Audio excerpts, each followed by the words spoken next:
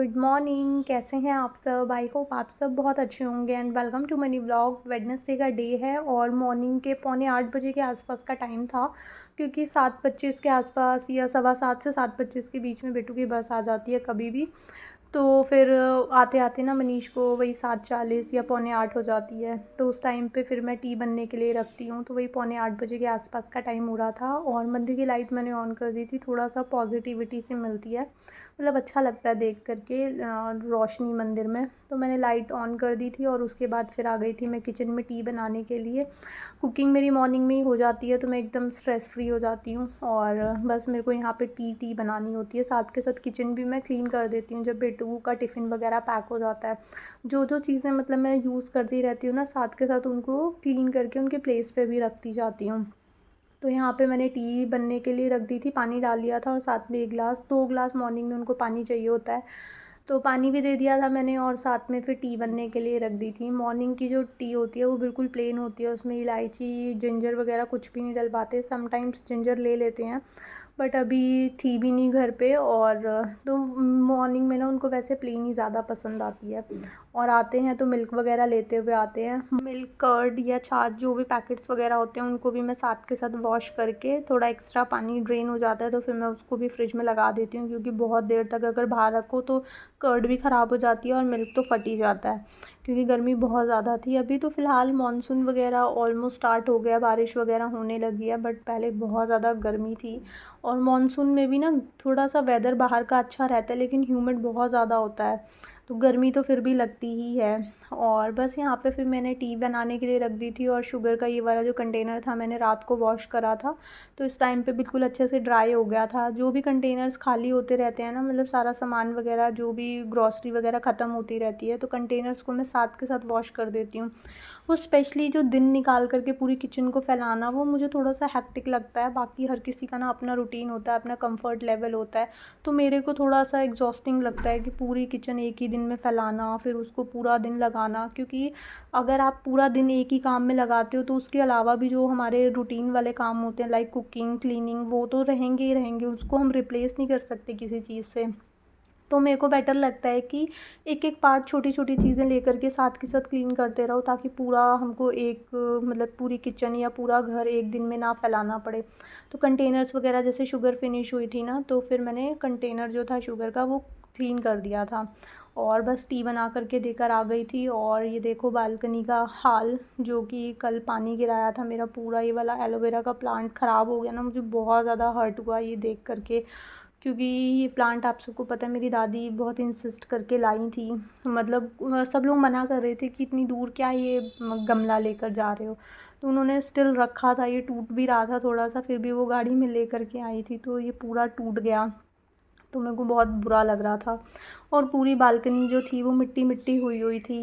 और बस उसके बाद टी बना करके मैंने दे दी थी और साथ के साथ जो मिल्क आया था ना, हाफ़ ही लीटर लाए थे आज, थोड़ा पड़ा भी था, तो ये वाला फिर मिल्क भी मैंने साथ के साथ बॉयल होने के लिए रख दिया था ताकि फिर फट ना जाए। और वहाँ पे अपना मनीष अपनी टी इंजॉय कर रहे थे और साथ के साथ फिर मैं अपने क्लॉथ्स वगैरह लेकर के आ गई थी फ़ोल्डिंग के लिए। क्योंकि अभी ना काफ़ी दिन तक घर में कोई था नहीं, तो काम बहुत ज़्यादा फैला हुआ है, जहाँ हाथ डाल दो वहाँ काम ही काम है, मतलब बहुत ज़्यादा अभी क्लीनिंग वगैरह की नीड है घर को। कपड़े वगैरह बहुत ज़्यादा वॉश हो रहे हैं और पूरा सामान मतलब अनऑर्गेनाइज सा हुआ है घर, तो थोड़ा थोड़ा टाइम लगेगा अपने रूटीन में सेट होने में। 1-2 दिन तो थोड़ा सा इंसान को सेटल होने में, चीज़ें अरेंज करने में ही लग जाता है। तो फ़िलहाल अभी बेटू के स्कूल जब से स्टार्ट हुए हैं ना, थोड़ा थोड़ा मैं रूटीन में आना स्टार्ट हुई हूँ, तो धीरे धीरे करके जब तक ये कपड़े वगैरह के स्लॉट्स लगते रहेंगे, क्योंकि रेगुलर स्लॉट्स तो होते ही होते हैं, उसके अलावा जो पहले के पेंडिंग कपड़े थे, पेंडिंग बेडशीट्स वगैरह थी, तो ये भी सारी बहुत सारी हो गई थी, तो इसकी वजह से कपड़े भी बहुत सारे कलेक्ट हो गए थे। और साथ के साथ फिर मैंने कहा फ़ोल्ड कर देती हूँ, और जब भी कपड़े वगैरह मैं फ़ोल्ड करती हूँ ना, तो उनको अच्छे से ऐसे हाथ से दबा करके करती हूँ, ताकि उनके अंदर ना थोड़ी क्रीस ही आ जाए। क्योंकि बेडशीट वगैरह जब हम यूज़ करते हैं तो उनको प्रेस हर टाइम नहीं करी जा सकती, कई लोग करते भी होंगे बट अभी मैं तो ऐसा करती नहीं हूँ कि स्पेशली उस पर प्रेस मारूँ। तो जब मैं उसको फ़ोल्ड करती हूँ ना, तो मैं थोड़ा इस तरह से दबा करके करती हूँ, ताकि थोड़ा सा प्रेस वाला लुक आ जाए उससे ना। एक तो आप गरम गरम कपड़े अगर उतार करके लाते हो, उसको अच्छे से दबा करके फ़ोल्ड कर ले हो तो भी कपड़े बहुत अच्छे से मतलब वैसे अनप्रेस्ड से नहीं लगते हैं। तो जब भी मैं कपड़ों को ऐसे फ़ोल्डिंग वगैरह का काम करती हूँ ना, तो मैं थोड़ा सा दबा करके करती हूँ ताकि उनकी तह जो है ना वो अच्छे से लग जाए। और कपड़ों को मैं सुबह सुबह ही लेकर के आ गई थी, क्योंकि जो सेकंड बेडरूम वाला बेड है ना वो पूरा भरा हुआ है कपड़ों से। थोड़े थोड़े मैंने कहा साथ के साथ जो स्लॉट्स हैं ना उनको मैं फ़ोल्ड करती चली जाती हूँ। फ़ोल्ड होते जाएंगे तो अपनी अपनी जगह पे ये चले जाएंगे और जो बेड है वो थोड़ा सा खाली होगा, वरना पूरा फैला हुआ है वो बेड, उसमें कपड़े ही कपड़े रखे हुए हैं।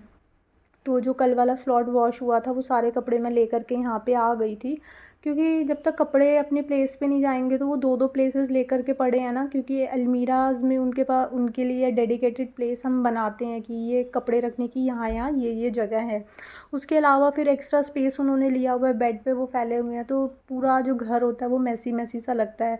बेड अच्छे से आपने ऑर्गेनाइज़ करा है, बेडशीट अच्छी सी बिछाई है, बट कपड़े ही कपड़ों से फैला हुआ है तो पूरा घर जो होता है उससे मैसी सा लगता है। तो फिर मैंने कपड़े वगैरह भी साथ के साथ फ़ोल्ड कर दिए थे, एक एक स्लॉट जो जो वॉश हो रहा है वो साथ के साथ मैं फ़ोल्ड करती जा रही हूँ। और यहाँ पे मॉर्निंग के टाइम पे ही ग्रॉसरी भी डिलीवर हो गई थी, फ़्लिपकार्ट पे से ग्रॉसरी मैंने ऑर्डर करी थी।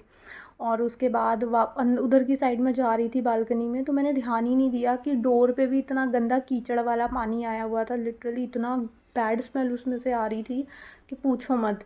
और गंदा ही पानी था, तभी आप देख सकते हो इस तरह के स्टेन आए हुए हैं। अगर वो प्लेन वाटर होता या क्लीन वाटर होता तो इस तरह से पूरे घर का हाल नहीं हुआ होता। वो तो शुक्र है कि मतलब कभी कभार ना मेरा कपड़े वगैरह का जो स्लॉट होता है वो पीछे छूट जाता है, मैं उतारना भूल जाती हूँ। और उसी दिन कल के व्लॉग में आपने देखा होगा, मॉर्निंग के टाइम मैंने वाइट कलर की जो मेरी कुर्तीज़ वगैरह थी या वाइट कपड़े वगैरह थे वो वाले मैंने वॉश करके डाले थे। और इवनिंग के टाइम पे ना वो मैंने उतार लिए थे, थोड़ा सा कुकिंग करने में कुछ टाइम लग रहा था और मैंने ना टाइम बचा हुआ था तो मैंने उतार लिए थे।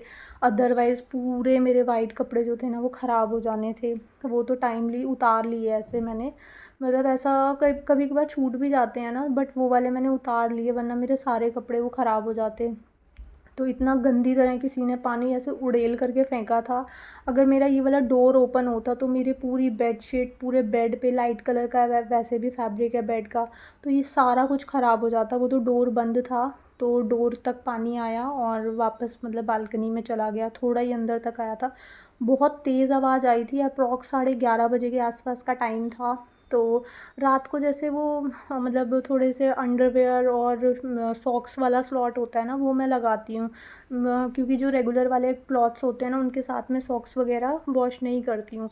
तो रात को मैंने वो लगाया हुआ था, तो मेरे को लगा कि मशीन चल रही है और इतनी तेज़ साउंड हुई है, तो क्या हुआ है पीछे, मतलब कोई पाइप वगैरह टूट गया या क्या हुआ है। तो हम गए भागे दोनों देखने के लिए, पीछे गए तो इतना बुरा हाल, मतलब नाक हमें बंद करनी पड़ गई, इतनी ज़्यादा बैड स्मेल आ रही थी उसमें।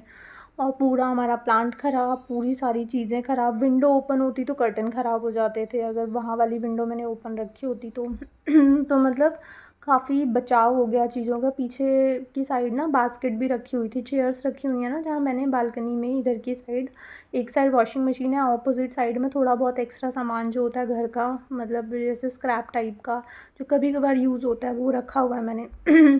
और उसी के साथ ना मम्मी जब अभी देहरादून से आई थी तो लहसुन वगैरह घर के लेकर के आई थी, तो वो भी मैंने बास्केट में भर के रखे हुए थे, वो भी पूरे गीले गीले से हो गए। मतलब बहुत ख़राब उन्होंने एक तरह से ऐसे पानी फेंका। मतलब यार हमारे घर में वॉशरूम्स वगैरह होते हैं, हम उसमें डाल सकते हैं, अगर गली है नीचे, अगर वहाँ से कोई जा रहा होता तो किसी के सर पे भी वो पानी जा सकता था, कोई बच्चा हो सकता था, कोई बुज़ुर्ग हो सकता था, कोई भी हो सकता था। तो इस तरह से तो मतलब हम एक अच्छे सोसाइटीज़ में रहते हैं तो इस तरह की हरकत तो करनी नहीं चाहिए। बाकी हर किसी की अपनी समझ है और मैं तो कर्मा पे बिलीव करती हूँ, जो जैसा करता है उसको वैसा ही मिलता है। और बस पूरी बालकनी मैंने अच्छे से, जो थोड़ा सा सर्फ़ का पानी होता है ना वो डाल करके मैंने क्लीन कर दी थी, उसमें हल्का सा सर्फ़ डला हुआ था, तो वो पानी से मैंने अच्छे से पूरी बालकनी जो है वो क्लीन कर दी थी। और उसके बाद फिर ये डोर को भी मैंने अच्छे से क्लीन कर दिया था। थोड़ा सा वेट था ये वाला क्लॉथ और थोड़ा सा ड्राई था, क्योंकि अगर गीला गीला अगर मारोगे ना तो फिर गीलेपन के भी ना ऐसे छोटे छोटे डॉट डॉट वाटर स्टेन आ जाते हैं। तो एक थोड़ा सा मैं गीला रखती हूँ क्लॉथ को और एक साइड से पूरा ड्राई होता है, जैसे थोड़ा सा गीला गीला यूज़ करती हूँ और उसके ऑपोजिट साइड में जो ड्राई साइड होती है, देखो अभी मैंने हाफ़ थोड़ा सा मतलब आगे की साइड से उसको वेट करा है, पीछे की साइड से पूरा क्लॉथ जो है वो ड्राई है। तो आगे से साथ साथ वेट करती रहती हूँ और पीछे का जो ड्राई वाला पार्ट होता है ना उससे फिर मैं ड्राई भी करती रहती हूँ, ताकि वॉल्स पे या किसी भी फर्नीचर पे वो वाटर के स्टेन ना आए। तो पूरी इसकी चौखट वगैरह और बैक साइड में जितना भी एरिया है ना वो सब मैंने क्लीन करा, क्योंकि सब जगह पे यही कीचड़ वाला जो पानी था, मतलब कीचड़ वाला भी था तो मिट्टी का भी अगर होता तो इतनी गंदी स्मेल उसमें होती नहीं है। पता नहीं वो क्या वाला पानी था, उसमें बहुत ज़्यादा बैड स्मेल थी। और उसके बाद फिर ये प्लांटर्स वगैरह थे वो भी मैंने अच्छे से क्लीन कर दिए थे। वहाँ पे मिट्टी मिट्टी के स्टेन आए हुए थे तो सारे हटा हटा करके थोड़ा आगे पीछे करके मैंने सारे क्लीन कर दिए थे, क्योंकि अगर मैं इनको भी नीचे उतारती ना, ये टूटे हुए हैं तो मेरे को मतलब, और नीचे का फ्लोर भी गीला था तो इसलिए मैंने थोड़ा सा आगे पीछे करके क्लीन कर दिए।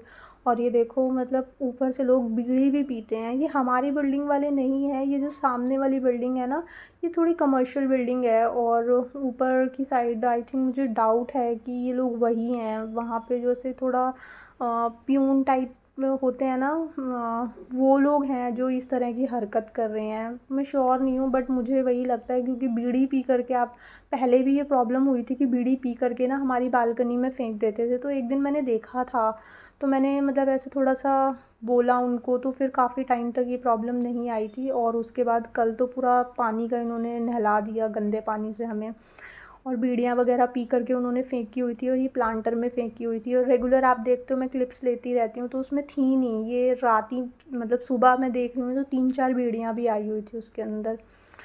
तो क्या बोल सकते हैं, भगवान ऐसे लोगों को सद्बुद्धि दे, यही बोल सकते हैं।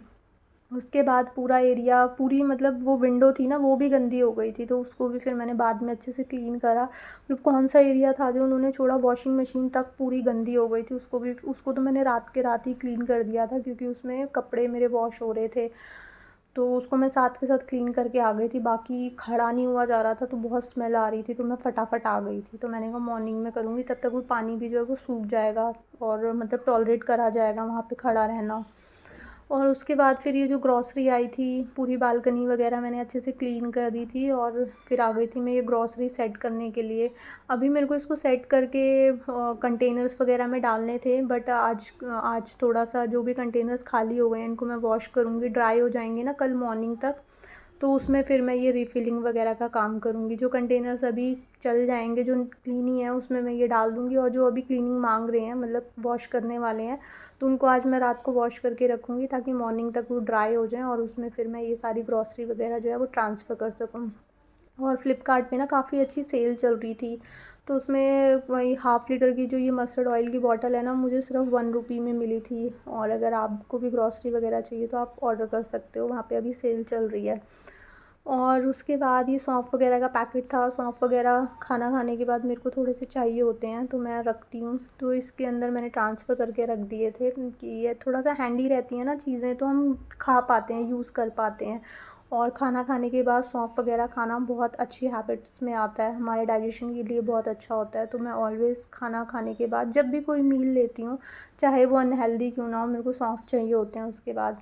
तो मैंने यहीं पे रख दिए थे ताकि मतलब एज़ अ मंचिंग भी मैं उसको खाती रहूँ। और उसके बाद फिर ये जो हैंड वॉशर्स हमने लगाए थे, इसकी क्वालिटी मतलब ना ही आप परचेज़ करो तो अच्छा है। ये अभी मैंने कुछ टाइम पहले ही लिए थे।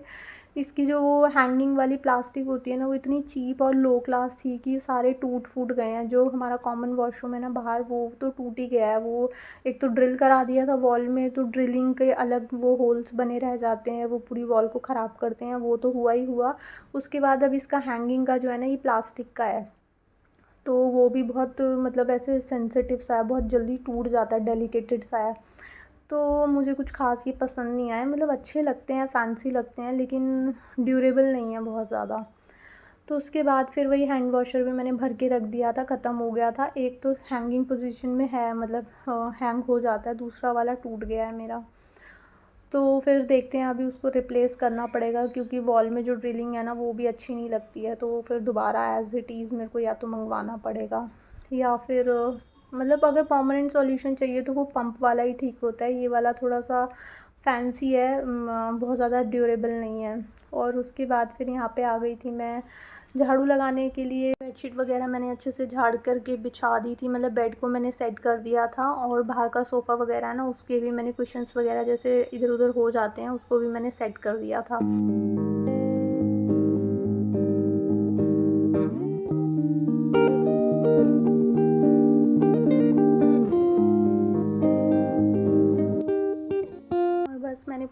अच्छे से झाड़ू वगैरह लगा दी थी। झाड़ू अच्छे से लग जाती है ना तो फिर पोछा लगाने में ज़्यादा प्रॉब्लम नहीं होती है। अदरवाइज़ जब हम मॉपिंग वगैरह करते हैं तो उसमें बहुत सारे हेयर, बहुत सारा ऐसे छोटा मोटा कूड़ा निकलता रहता है ना, तो हमको बार बार हाथ से उठाना पड़ता है।